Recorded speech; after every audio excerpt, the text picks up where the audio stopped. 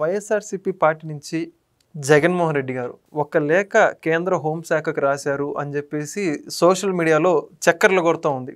వైసీపీలో ఏ social media page open చేసినా కూడా ఆ యొక్క లేఖ మాత్రమే చక్కర్లు కొడుతూ ఉంది. అసలు ఆ లేఖ ఏం రాశారు, ఎందుకు రాశారు జగన్మోహన్ రెడ్డి గారు, అసలు ఆ లేఖలో ఏముంది అంటారు, ఏంటి లేఖ గురించి అడిగితే మీరేమంటారు? అసలు ఓకే, సహజంగా మనం వాడేటువంటి సామెతల్లో చావు తప్పి కన్ను లొట్టబడినట్టు అంటాం చూడు. చావు అంటే నేను అంటాను ఏంటంటే ఫిజికల్ ఎలిమినేషన్ కాదు, జైలు గురించి నేను మాట్లాడుతున్నాను. ఇక్కడ జగన్మోహన్ రెడ్డి గారి వరకు వెళ్తే అది చావు అనేది నేను అభివర్ణిస్తా. ఇక్కడ కన్ను లొట్టబడటం అంటే మిథున్ రెడ్డి ఏదైతే అరెస్ట్ అయినాడో దాన్ని. ఇప్పుడు ఏదైతే ఇది మిథున్ రెడ్డి అరెస్ట్ అయినాడో అప్పటి నుంచి జగన్మోహన్ రెడ్డి గారిలో గుబులు మొదలైపోయింది. వాస్తవంగా అది టీడీపీ జనసేన ఎవరేమనుకున్నా కూడా ఇబ్బంది లేదు. కానీ నిజంగా చెప్పాలంటే గతంలో జగన్మోహన్ రెడ్డి గారు సీఎంగా ఉన్నప్పుడు చాలా రాష్ట్రాల ఎంపీలతో సత్సంబంధాలు మెయింటైన్ చేసేవాడు ఇంటర్నల్గా. ఎందుకంటే ఆయనకు వచ్చేటువంటి డబ్బు కావచ్చు, లేకుంటే కేంద్రంలో ఉన్నటువంటి విజయసాయి రెడ్డి, అదేవిధంగా మిథున్ రెడ్డి, వీళ్ళిద్దరూ రెండు కళ్ళలాగా ద్వయం అందరితో సత్సంబంధాలు మెయింటైన్ చేసి వాళ్ళతో లాలూచీలు పడి ఎన్నో రకాలుగా ముందుకెళ్ళేవాడు. ఆయన కర్మగాలి ఆయన పార్టీ ఓడిపోయింది. ఇప్పుడు టీడీపీ కూటమి అధికారం ఏర్పాటు చేసిన తర్వాత ఆయన కర్మేందో ఒక్కొక్కరు జైలుకు క్యూ కొడతానే ఉన్నాడు. ఇన్నాళ్ళు లేనటువంటి గుబులు జగన్మోహన్ రెడ్డి గారిలో మిథున్ రెడ్డి అరెస్ట్ అవుతానే నెక్స్ట్ ఎవరున్నారా అంటే జగన్మోహన్ రెడ్డి మనకైతే అర్థమవుతుంది. కాకుంటే వాస్తవంగా మధ్యలో మరో పెద్ద తల ఉన్నది. ఆ పెద్ద తల ఎప్పుడు వస్తుందో అది మనం చెప్పకూడదు కాబట్టి అంతా సిట్టు వాళ్ళు చూసుకుంటారు. ఇప్పుడు మీరు చెప్పినటువంటి లేఖలో ఉన్నటువంటి అంశాలు ఏంటంటే జగన్మోహన్ రెడ్డి గారు ఏదైతే ఉన్నటువంటి కేంద్రంలో ఉన్నటువంటి ఎంపీలు కావచ్చు, చాలా రాష్ట్రాల్లో ఉన్నటువంటి ఎంపీలు కావచ్చు, వీళ్ళపైన ధైర్యంతో కేంద్రానికి ఒక లేఖ వదిలినాడు. ఇప్పుడు నేను లేఖాస్త్రం వదిలాను అంటాడు చూడు. ఇది అస్త్రమేం కాదు, ఇది దాన్ని సలహా కూడా కాదండి, దాన్ని ఏమంటారంటే అడుక్కోవడం అంటారు ఒక మాటలో చెప్పాలంటే. దాంట్లో ఆయన పొందుపరిచినటువంటి విషయాలు ఏంటంటే, సార్ నేను చాలా మంచోడిని, అమాయకుడిని, అదేవిధంగా శాంతి కాముకుడిని.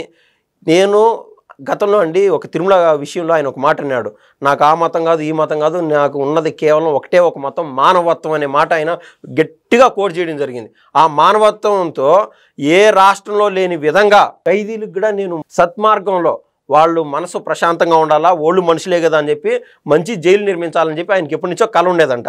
ఇప్పుడు ఆయన సీఎంగా ఉన్నప్పుడు ఈ రిషికొండ ప్యాలెస్ పైన పెద్ద ఇంద్రభవనం అంటూ కట్టించాడు. ఆయన ఉన్నటువంటి ప్యాలెస్లు ఇప్పుడు హైదరాబాద్లో కావచ్చు లోటస్ పాండ్, లేకుండా ఇక్కడ శత్రుదుర్భేది అనేటువంటి బెంగళూరులో ఉన్నటువంటి యలహంక ప్యాలెస్ కావచ్చు, వెస్ట్ బెంగాల్లో ప్యాలెస్ కావచ్చు, అదేవిధంగా ముంబైలో ప్యాలెస్ కావచ్చు, ఇన్ని ప్యాలెస్లు దాటి అంత అపురూపంగా అంత తృప్తిగా సీఎం అయినాక ఆయన కట్టించుకున్నటువంటి మొట్టమొదటి ఆఖరి ప్యాలెస్ ఏదన్నా ఉన్నదంటే ఇంద్రభవనం లాంటి రిషికొండ ప్యాలెస్ పైన ఆయన కట్టించుకున్నటువంటి ఆ రిషికొండ ప్యాలెస్. దాన్ని నేను చెప్తున్నానంటే నేను కేవలం ఖైదీల కోసం కట్టించాను సారు, దాన్ని వచ్చి మీరు కొంచెం సందర్శించి మా రాష్ట్రంలో ఉన్నటువంటి ఖైదీలకి అక్కడ వసతి ఏర్పాటు చేయండి. మేము ఎక్కడ అంటే బయట ఆల్రెడీ ఫెన్సింగ్లు పెద్ద పెద్ద కట్టించున్నాను, ఏది ఒక 2-3 కరెంటు పోల్ అంత ఎత్తుపైన నేను గట్టిగా కట్టించున్నాను, మీరు కావాలంటే పెద్ద పెద్ద బేగాలు కూడా వేసుకోండి, లోపల ఉన్నటువంటి ఖైదీలు బయటికి రారు, నాది హామీ అని చెప్పి కేంద్రానికి ఆయన విన్నవించుకోవడం జరిగింది. ఇప్పుడు సహజంగా మనకు ఆ రిషికొండ ప్యాలెస్లో ఏ విధంగా ఆయన ఎంత ఖర్చు పెట్టాడు మనం చూస్తే అర్థమవుతుంది. ఒక్కొక్క ఖైదీ కోసం ఆ మేర ఖర్చు పెట్టడం ఏంది నాకు తెలియగలుగుతాను. మనం కాళ్ళ కింద మట్టి వేసుకొని నడిచే ఏదైతే టైల్స్ ఉంటాయో 450కి స్క్వేర్ ఫీటు, లేకుండా ఉంటే 550-600 రూపాయలు స్క్వేర్ ఫీటు టైల్స్ దొరుకుతాయి. అట్లా కాకుండా ఇటాలియన్ మార్బుల్స్ అనేది 2000-3000 రూపాయలు సహజంగా బాగా డబ్బులు వాళ్ళు కొనాలంటే. ఇది కాదు జగన్మోహన్ రెడ్డి గారు, నాకు తెలిసి ఆయన అడుగు వేసే ప్రతి అడుగులోనూ దాని నుంచి ఏదన్నా మెడికల్ ఏదైనా ఇంపాక్ట్ వస్తుందేమో, అంటే మెడికల్గా ఈయనకు పాజిటివ్ ఎనర్జీ వస్తుందేమో అనుకునే విధంగా ఒక్కొక్క స్క్వేర్ ఫీట్కి ఏకంగా 15,000 రూపాయలు ఇటాలియన్ మార్బుల్ ఖర్చు పెట్టారంటే ఇంక అర్థం చేసుకోవచ్చు. ఆయన కేవలం మట్టి కాళ్ళతో నడిచేదానికి.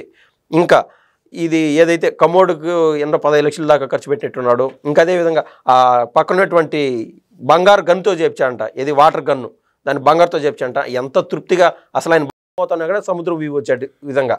ఇంక ఇవన్నీ చూసినప్పుడు కేంద్ర పెద్దలు ఖచ్చితంగా డౌట్ వస్తుంది, ఎందుకు కట్టించారు ఖైదీల కోసం అని చెప్పి. కానీ అక్కడ ఉన్నటువంటి కేంద్రంలో పెద్దలకి మధ్యలో ఉన్నటువంటి ఎంపీలకి కేంద్ర పెద్దలు ఇక్కడ సందర్శించకుండా ఈయన ఏదో టెక్నికల్ వాడుతున్నాడని మనకైతే అర్థమవుతుంది. ఇక్కడ మన రాష్ట్ర పరిధిలో లేకుండా చంద్రబాబు నాయుడు గారు లేకుండా డిప్యూటీ సీఎం వీళ్ళ పరిధిలో లేకుండా ఈలోపు కేంద్రంతో లాలూచి పడితే ఇంకేదో ఉంటాయి కదండి ఆర్డర్స్, జీవోలు, ఇవన్నీ ఈ రకాన ఖైదీలకి అక్కడ అలాట్ చేస్తారేమో అని చెప్పి జగన్మోహన్ రెడ్డి చిన్నపాటి ఆశాభావం వ్యక్తం చేస్తున్నాడని నాకైతే అర్థమవుతుంది ఆ లేఖ చూసిన తర్వాత. మరి ఇప్పుడు జగన్మోహన్ రెడ్డికి ఆయన ఏదైతే కోరుకున్నాడో ఆయన కోరిక ఫలించే అవకాశం ఉంటుందా లేదా? మరి ఖచ్చితంగా ఉండదు. అంటే మనం ఇంతసేపు చెప్పింది కేవలం వైసీపీ వారు దాన్ని ఏ రకంగా అంటే ట్విట్టర్లో ట్రెండ్ సెట్ చేసే విధంగా కేంద్ర పెద్దల వరకు అది ట్యాగ్ లైన్ కూడా ఏం తెలుసా, మానవత్వం, జగనన్న మానవత్వం, ఖైదీలకు సైతం ఆయన ఎంత ఆప్యాయంగా చూసుకుంటాడో అనేటువంటి మానవత్వాన్ని దాన్ని పెద్ద ట్యాగ్ లైన్గా పెట్టి కేంద్రం వరకు దృష్టికి తీసుకెళ్ళడానికి వీళ్ళ అర్ధమైండ్తో ఇది అరమెంటలో అంటారు చూడండి, ఆ విధంగా దీన్ని ట్విట్టర్లో ట్రెండ్ చేస్తున్నారు. ఇంక ఈ ప్యాలెస్ గురించి కేంద్ర పెద్దల వరకు వెళ్తే ఇమ్మీడియట్గా దానిపైన కేసు బుక్ చేసిండి అని కేంద్ర పెద్దలు కూడా 2 ముట్టికాయలు వేసి జగన్మోహన్ రెడ్డి గారిని ఇమ్మీడియట్గా అరెస్ట్ చేయండి సుమోటో కింద, ఆ లెటర్ని సుమోటోగా పెట్టి అరెస్ట్ చేయమని చెప్పి ఖచ్చితంగా చెప్తారు. అంటే అదేంటి అశోక్ గారు, ఆయన కష్టపడి ప్రభుత్వ సొమ్ము ఎక్కడెక్కడ మొత్తం దోచి దానికోసం పెట్టుబడిగా పెట్టి ఏదో చేయించుకున్నాను, అన్ని తిట్లు తిట్టించుకో, మరి కనీసం దానికి ఒక రోజు కూడా ఉండే అవకాశం కూడా లేదు పాపం. మరి ఆయనకి ఎలా ఆయన కోరిక తీరకుండా? ఆయన కర్మది, దానికి మనం ఏం చేస్తామో.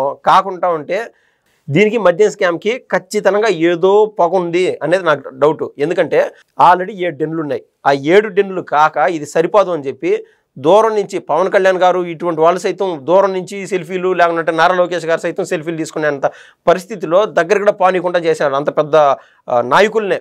అటువంటి చోట ఆయన ఎన్ని డెన్లు నిర్మించుంటాడు?